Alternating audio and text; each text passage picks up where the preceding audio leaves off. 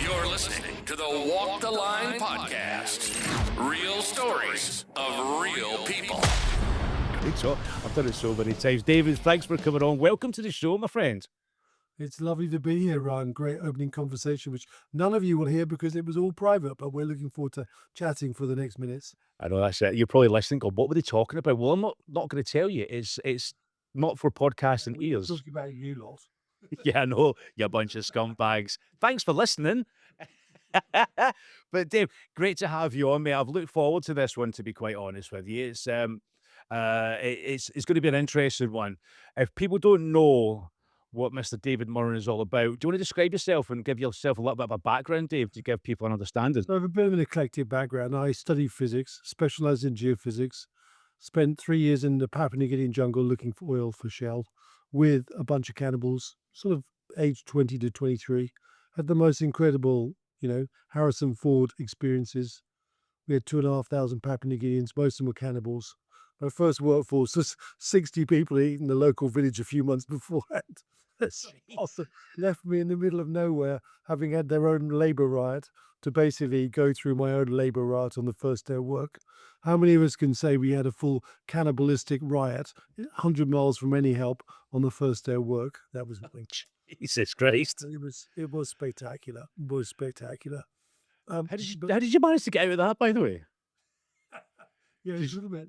Just run? Having incited them to work in the rain, which apparently was not appropriate, and having encouraged them to use the old phrase, in my country, women and babies work in the rain, what's wrong with you? And I remember the silence was the worst kind of silence you've ever heard. And you could hear a pin drop, and then suddenly in the middle of this group, because just imagine, we're in a jungle clearing, it's a helipad the size of a football field, and, there's just these 60 Papua New Guineans, bones through their noses, machetes, bows and arrows, properly like abos on steroids. Pardon my aborigines on steroids. Let's be polite about it. And suddenly this one in the middle started jumping up and down. And, I remember going to watch, what was it called when I was younger? Like jumping up and down like a pogo stick. We used to do it when we went to concerts. And I remember thinking, yeah, it's a pretty good set of moves. Oh dear, he's got a machete. He looks really angry. In fact, that's the angriest person I've seen for a long time. Oh shit, he's angry at me. And then the energy spread like the ripples in a pond. And suddenly I had 60 apoplectic Papua New Guineans, all armed with edged weapons. And I thought, oh my God, I'm not going to survive this.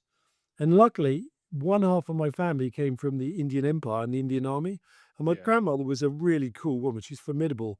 And she was an Indian memsahib. I remember thinking she wouldn't show any fear. So I'm not going to run because they'll just hunt me. I'm going to jump into the middle of them. So I jumped into the middle of them.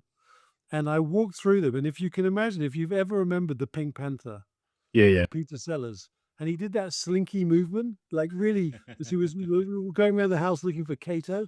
As I looked down on myself, I was doing that slinky movement, and I was looking at each one and said, don't you dare do that. Don't you raise that machete. Don't you dare do that. And as I walked through them, slinking in my own mind, I got to the end and suddenly I was alive. And I sort of walked away looking back thinking, shit, I haven't been hacked to pieces. I went to this tarpauling in the corner and I sat down and I watched them regroup. And I subsequently learned culturally that these guys basically, if you run, they're off. They're like hunt you to death. Yeah. Moving into them was not culturally acceptable. They'd never encountered it. So then they decided to surround my tent, by which time I was writing a letter to Mum. Dear Mum, first day of work, not going quite as I imagined, might not make it on the banned by cannibals. And what was interesting was over time, they just became like little children after the worst tantrum and completely vacant. And 3 hours later, I had them all back at work as if nothing had happened. And that was the beginning of an insight which led me to realize humans are collective creatures. We share emotions. We charge them like capacitors. We discharge them. Subsequently, I learned there's no place where shared emotional behavior is stored in our memory. So we can all say, wasn't me, boss. No memory of it. That's why crowds can be so destructive. And yet lovely people are involved in that behavior. And we've seen some of that in this country where people almost came out of it thinking, did I do that?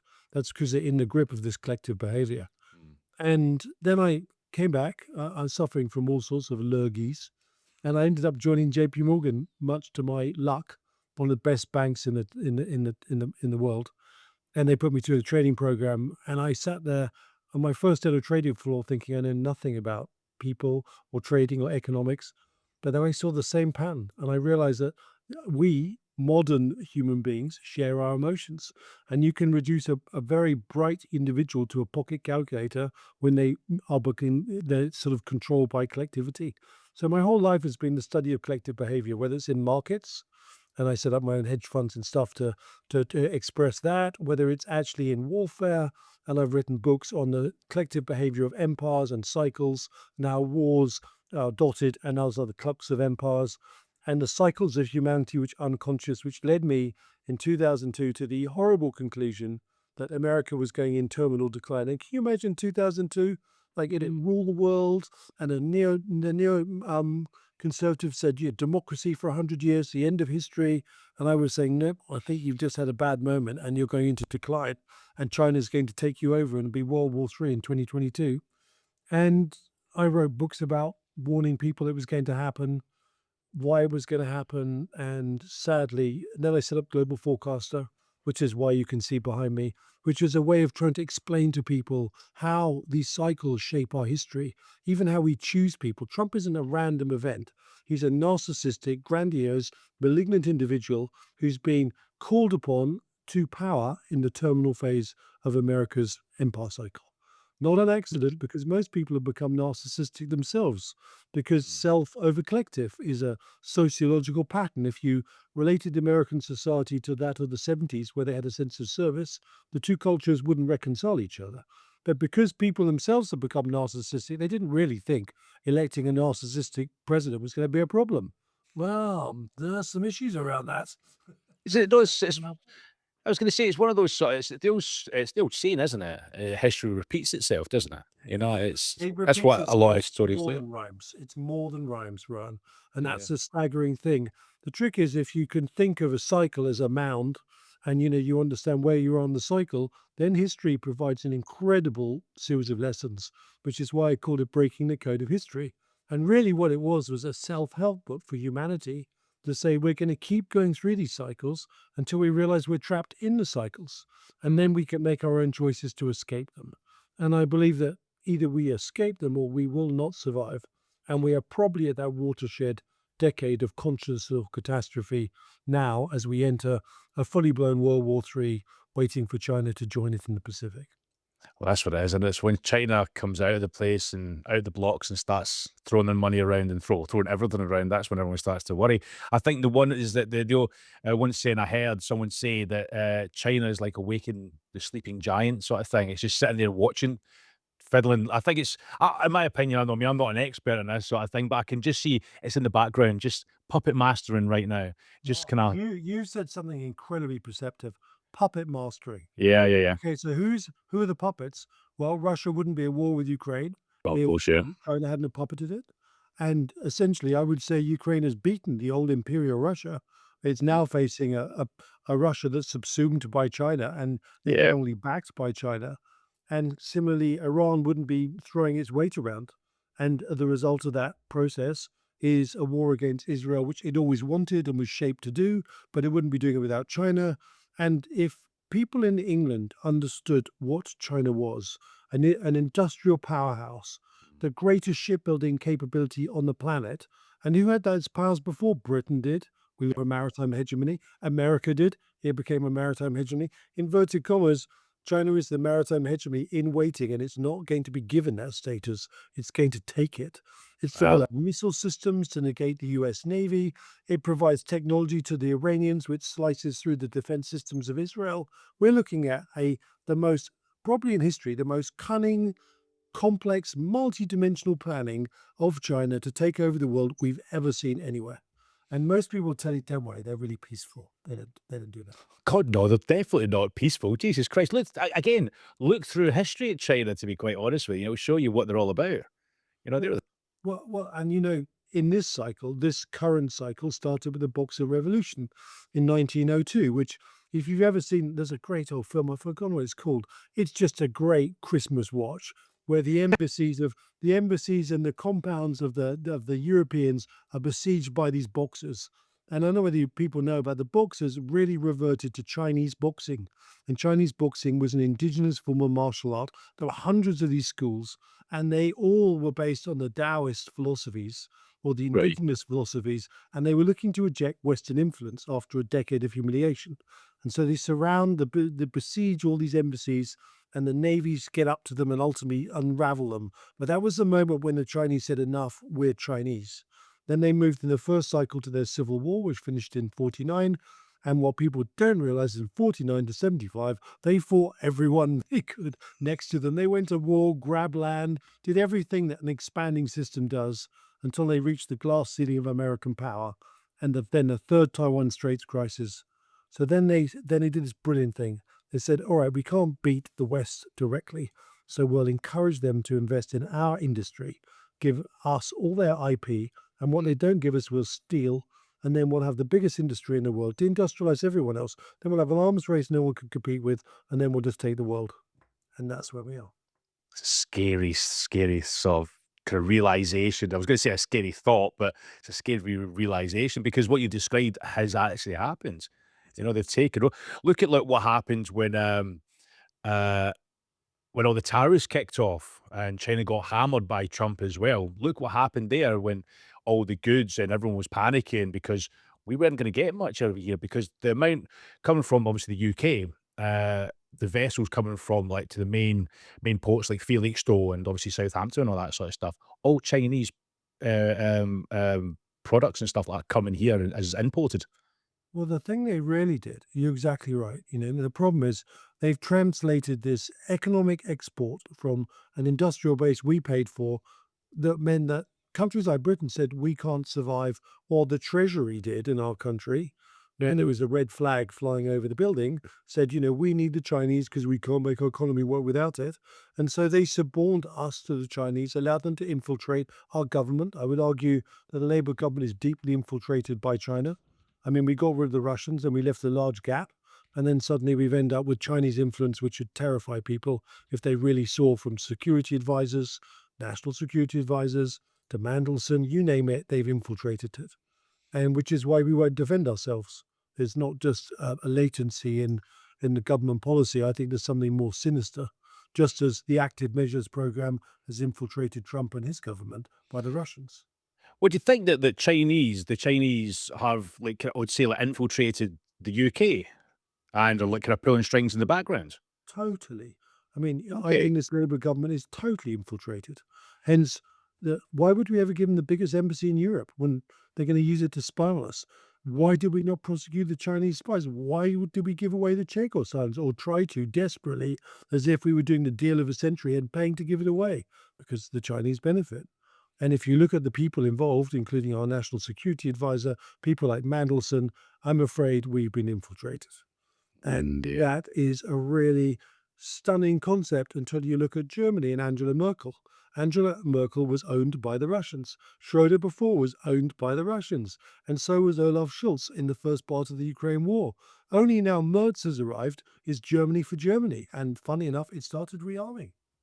I've noticed that. I saw that they're like, what is it? They went for they'd like kind of quad 100 times their arms in the space of the shortest time, and everyone's got. I seen a meme the other day. They're going Germany's back. It's like Well, whoosh. They're starting doing arms it's the again. I'm first like, time oh, here we. Germany's had a leader for Germany. And he had Yeah. problems because the right would do the opposite, because the right's been infiltrated by the Russians across Europe. Every right facing party has dubious roots that need to be publicly denied because of the active measures programs run by the Russians. And the Russians are brilliant. They came up with this idea, what does a country do when it's threatened? Its Yeah. politics moves to the right. So what happens if we occupy the right? Well, it's like an immune system that can't recognize a cancer. So basically, you threaten the country, the immune system triggers, but the right says, oh, no, that's not a threat. Don't worry about it. It's just fine. And Well, that's this the problem with the right. have you seen that the on social media, the Russians have really kind of taken on social media quite heavily, and they've infiltrated a lot of like kind of Christian groups, etc., who are run by Russian kind of social media farms to spread that sort of stuff all over there to kind of, as you And mentioned their before, try to. activations didn't focus on the left as it did in the Cold War. It Yeah. focused on the right. And it wasn't Putin's creation. It was already there and he directed it. But it was an act of brilliance when you think of the right being your immune system, stronger nationalism, stronger defense, stronger economy, which is what you want in a wartime situation, and then you go and infiltrate it to say, no, Russia's your friend, don't worry about it. So that is a problem. So we've been infiltrated by the right from the Russians, and the Chinese have got to the left. I mean, there is a narrow band in between that's British left. They're concerned, or European on a broader sense. So you mentioned Russia as well. I mean, let's be honest. A lot of people think they're like kind of a shadow of their former selves, to be honest, compared to what they used to be. They're huge, massive superpower. They've kind of lost. The Soviet Union's now crumbled, and since then they've really kind of, well, they've just kind of been tried to bully everyone in the world. Really, to be fair, do you think they're still the threat that they were previously, or are they just really kind of focusing elsewhere and not really kind of publicly known, if that makes sense? So if I were to use one of my empire cycles, Yeah. basically the empire of the Soviet Union peaked in the 75 high, mainly driven by the commodities it sold. And as commodity prices collapsed, the Soviet Union collapsed. And what was left is a sort of hollow shell called Russia. And Russia's demographics are pretty shit. And shit demographics do not make for expansive systems. What is interesting is Russia is not driven by demographics, it's driven by its petrochemical and energy selling process, the same commodity cycle that made it into a superpower, and one man's ambition, initially Putin, to recreate the Soviet Union. And so it's not the same as China that says systematic expansion. And it doesn't matter who you changed, who you replaced, the bloody thing would just keep coming at you. Yeah. This was something that into the invasion of Ukraine and Georgia, you could argue, and the Crimea was actually driven by Putin's vision. Now, it's a little bit more systemic now. And I would say that old imperial Russia has died fighting Ukraine with its asymmetries and capabilities. And don't get me wrong, Russia is adapting. It doesn't adapt as fast as Ukraine, but what it does do is if there's an idea Ukraine introduces to the battlefield, then the Russians get pounded for a bit, then they copy it and they make 10 times as many. And then the poor Ukrainians get pummeled by the thing they designed because they haven't had scale to do it. Yeah. That is sort of changing now. And I would say the balance of power is it now moved from Russia's offensive, are they going to break through, to, Russia's exhausted, the technology is ablated, and it's now watching the Ukrainians in what they do and their deep strikes into this massive country structure called Russia has meant that their oil and their infrastructure are so exposed because they don't have enough air defense assets to keep them protected. So the shoe's on the other foot. I don't know whether you saw in the press, Putin's scared of a coup. He's scared of basically being bumped off by a drone. And, there are all sorts of things which now suggest the shoe is on the other foot. And that little old Ukrainian country that I was there last week, by the way, Oh, yeah. full of the most wonderful, I call them lateralized, adaptive people that have grace and courage and actually, represent our best aspiration of the British people. And very interestingly, their population has dropped from 44 to 24 million. Oh, 8 wow. million people are in the occupied territories. But the other gap is people who left. And now there's problems because your economy is not as dynamic with fewer people. But what is interesting is it's like a chain where all the weak links went away and what's left is only the strong links. And it is a very, very impressive country. And for me, its biggest export isn't its technology, which we desperately need. It's actually how it moved from a peacetime, moribund, limited structure into a super adaptive wartime culture, which is able to constantly adapt and and respond to its enemy with courage. And that is what we have to become and what our ancestors were in World War One and World War Two. And we Yeah. must. They're sort of like, I would say, like the underdog, really, aren't they? Because whenever Russia was going to invade them and stuff like that, everyone writ them off, really. They were saying, oh, it's going to be 2 weeks, and everyone was panicking, going, they're going to wipe Ukraine off the map and all that sort of stuff. But here we are, how many years later, and 4.5 years later, and they're whipped them. the Russians are losing 35,000 people a month, and the Ukrainians are 1/6 of that, which, funnily enough, is the ratio of their population. So it seems like a big number, but it still means as much for the Ukrainians. But they are moving towards automated battlefield technology. Yeah. They're going to develop the first robotic advance, and that is so significant for changes in military dynamics globally. So From there, we're moving over to a bit more closer to home, Dave. You know, I want to kind of touch bases about UK because it's a bit crazy. We've got a very well. This recording, it's the fifth we're recording this on, so we've got an important couple of days, really. To be fair, we've got the local elections coming up, the by-elections and stuff, which is going to be make or break for old Sir Keir Starmer right now, the Prime Minister. People think he's going to be ousted. People think he should be ousted. I mean, what do you think is going to happen? What do you, to be fair, I shouldn't say as a broad outline. I should say, why do you think let's kind of rewind it a little bit. Let's make it a little bit more kind of interesting. What made you think that how we got here? What do you think got us here? And where do you think we're going to go in the next few years? That's a great question. So we, Britain, had the greatest empire in the world, and it basically reached a low point around the mid-70s. Towards the late Yeah. 70s, we were gifted with a woman called Thatcher, and she had a vision and a dream, and that dream was to turn a society that lost any sense of pride, any sense of productivity and adaptability into one that once more was more like our ancestors would have recognized. And what she did was a small miracle. And she was on the back of a deflationary cycle, so that helped because you needed less debt and you could pummel into the system. The Falklands War came along, which was a miraculous victory, which was not just some colonial memory, but actually saved the world from the Cold War becoming hot. Because if you look at the records in Moscow, they reassessed whether or not, when they invaded with their large army, and would we go nuclear or not? And they took one look at Margaret Thatcher and went, yeah, they would. So they didn't. Just to jump in because I was ex-forces myself and I've been to Falklands and I found the best thing about that whole scenario was Margaret Thatcher. She went on live TV and she said, it goes, when she's saying about everything that's going on with the Falklands, she said something. She went, this is a message to the Prime Minister of Argentina. It goes, it takes us 2 weeks to get to the Falklands. And it went, so you've got 2 weeks to get out.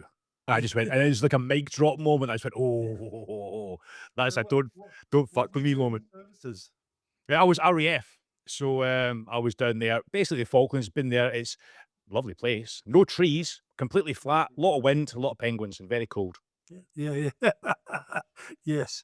So going back to this story, Yes, go on. you can imagine on one of my empire cycles, which has 5 stages, the Brexit process wasn't random. Brexit was actually civil wars at the end of the first stage of an empire are really about creating lateralization. And to explain this, I think most human populations have about 30% of genes which are hunter-gatherers. And Right. basically they're adapters and they tend to be leaders and they tend to be, they don't tend to behave in groups in the same way. And 70% tend to come from agrarian roots and are much more collective in what they do and how they do it. And they were then to create mass in society. So we've got this lateral linear dynamic. The mass creates continuation and iteration of change. And the lateral are basically the warrior genes, which create quantum shifts and changes. And what we went to through Brexit was a desire, a social need to adapt our society to become more productive, more adaptive, and just more, so we could go into the world and actually maximize our outcomes.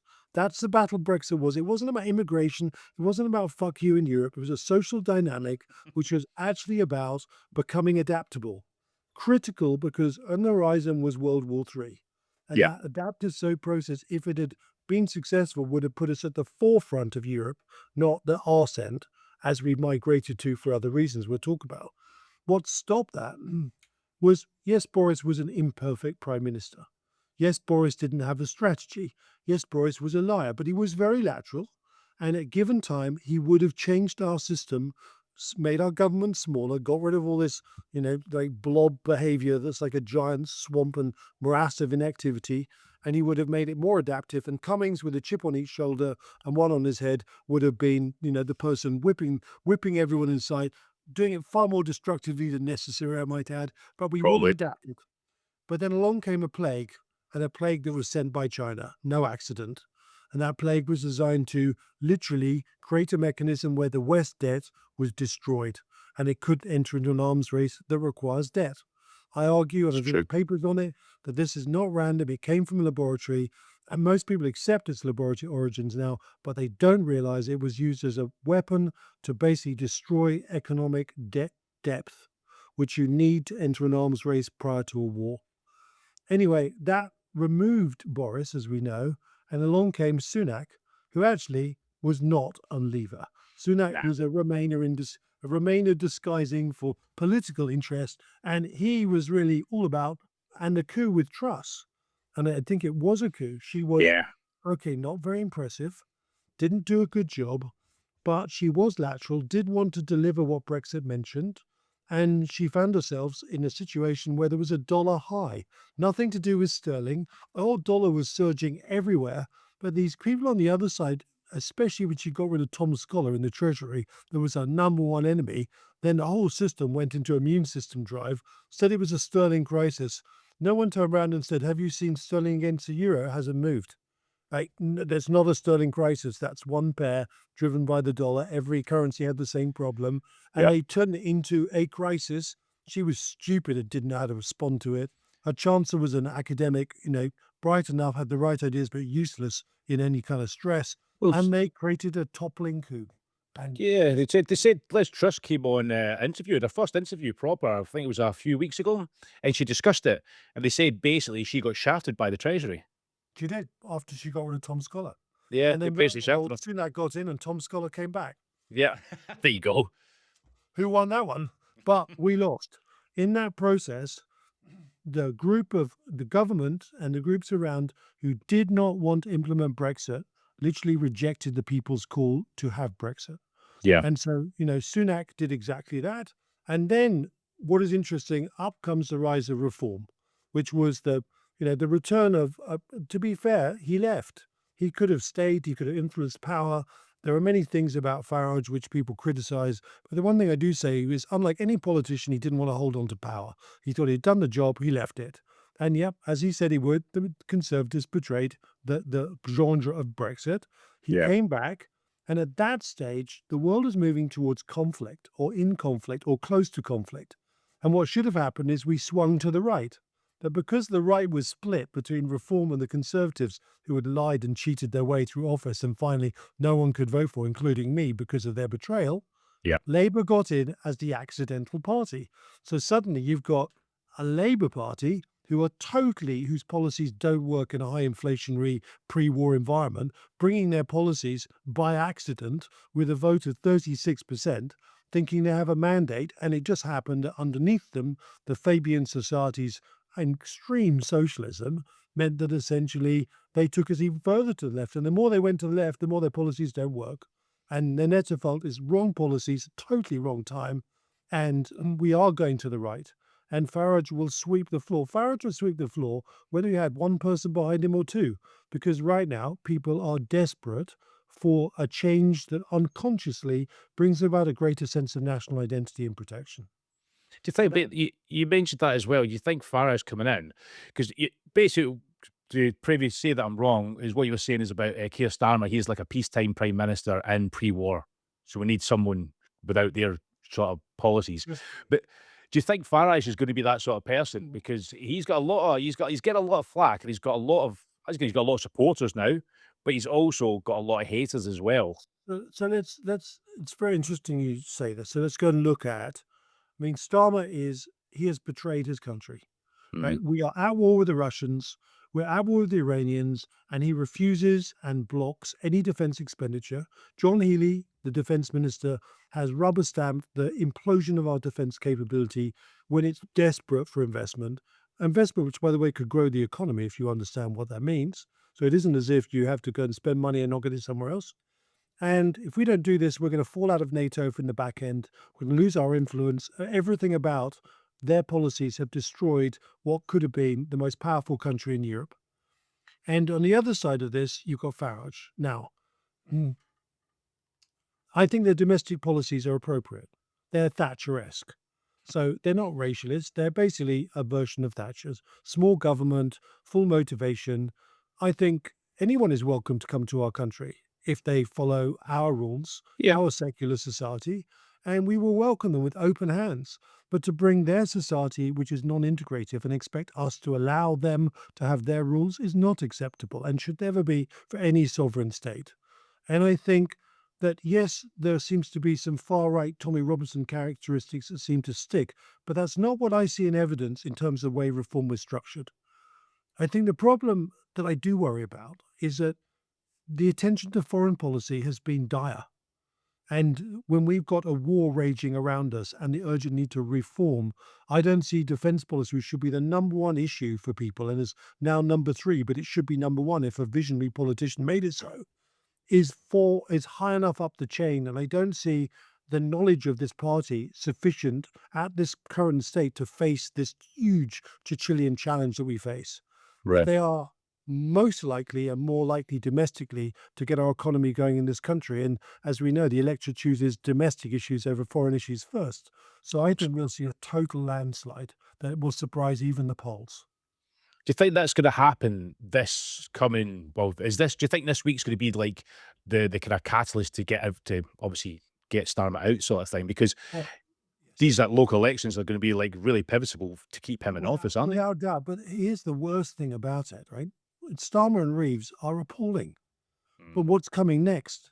I mean, in terms of a movement to the left and greater socialism, the option that comes after Starmer and Reeves is Red Ed for basically treasurer and chancellor. Oh my goodness, look what he's done to our energy policy and continues to do, just belligerently and blindly. And if you go and look at, what you do defense, well, that hasn't worked. So the worst thing about this, and I'm about to say something I really want to be sick about, is he is the least worst option of incompetence in a cadre of people who are probably the most incompetent government this country's ever had. And, yes, we all want him to suffer for all of the things he's lied and cheated about. But actually, what comes next is so bad. And I think the biggest issue is war is rolling towards us at a frightening scale. And we may not get a next election. We may end up with a coalition government, a wartime government, because once, you go through the wartime cycle of World War One and World War Two, you don't get elections. So this may not end up actually with an election with reform, not because of the people don't vote it, but because we just don't get there before conflict flares up in our faces.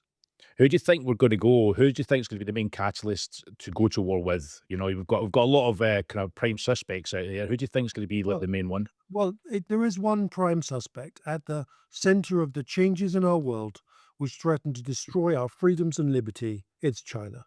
China has China. enabled Russia. China has enabled North Korea. China's enabled the war with Iran. I mean, the missiles which slice through the defense systems were provided by China. Their Fatia 2s, their hypersonic glide vehicles are unstoppable until you use mid-course interception, which has emptied the magazines of America and the Arrow 3 missiles of the IDF. And the net result is the Pacific now lays with its legs open, waiting to be attacked by the Chinese as a free option with their missile systems. So it is a very dangerous time. It's a scary, scary thing to think about, really. I mean, when you say it like that, and so obviously with what you were saying, because nobody really talks about China. Everyone's talking about Iran. Everyone's talking about Israel. Everyone's talking about Russia. China's in the background. They're not really saying it's not part of people's vocabulary when it comes to like wars, and that's a scary part about it. It's terrifying. I mean, we don't talk enough about Russia. We think that Ukraine is between us. We think Poland and the Baltic states and Sweden and Finland are going to protect us. And we forget their submarines can launch missiles off our coast. They're Yeah. interfering with our subsea structures. They're showing intention. They hate us more than any other country in Europe. We're their number one enemy. So, yep, well, let's just drop our skirts, drop our defenses, give them every chance. And things like Shiad 136s are going to have increasing range. They can be launched and they go all the way around the North Sea through the Iceland Faroes Gap and land from the west where there's no protection. Well, we don't have Yeah. protection from the east either because someone forgot to buy some air defenses, which is quite remarkable. Do you think their only way really to kind of combat China and all the shit that's going to come our way is to kind of have a massive I would say like alliance with the rest of Europe? I say like the French and the Russia, the Germans and stuff. Ryan, your intuition is just spot on, right? So the only way you deal with a country with the biggest scale in the world is you create scale. So Create friends. you take match scale with scale. And if Reagan had been alive and it hadn't been Trump, Reagan would have bonded the free world ever tighter with common purpose, and we would have our pikes forward, our elbows locked, and we would have a good chance. But what Trump represents is some kind of programming from Putin to destroy America, the free alliance structure, and he does it relentlessly. Like every single chance he has to unravel our potential to create any kind of scale and interaction, every single day he's at it. One day history will judge whether we survive this or not. A, he was grandiose, narcissistic, and malignant, but B, his agency and his control was both from Israel, going back to the Epstein files, and from Russia. Do you think what Trump has been doing has kinda, I would say, like, kinda systematically helped us form stronger relationships with Europe? Because we've got one common aim, and that is just Trump's a knobhead. Well, I mean, look, on to the east we face the Russians, and to the west we face Trump, who inflicts trade tariffs, like tons of abuse. I mean, we are a European sandwich, and the pressure from each loaf piece of bread is squeezing us tighter together. And interestingly enough, we do have to stand together. We do have to make NATO work. We do have to remove the backbone of NATO, which is American systems and enabling technology. We've got to replace it as quickly as possible because we need to be independent. But that'll take us a decade at this rate because we're just, incredibly slow at responding and somehow don't feel the urgency. I do, really do. If I imagine myself as Putin and I want to program Agent Trump to bring down the Western world, I want him to destroy the fabric of NATO structure, break the bonds between America and Europe, make Europe fractured. I would, have created Trump in one place and Mr. Orban in another.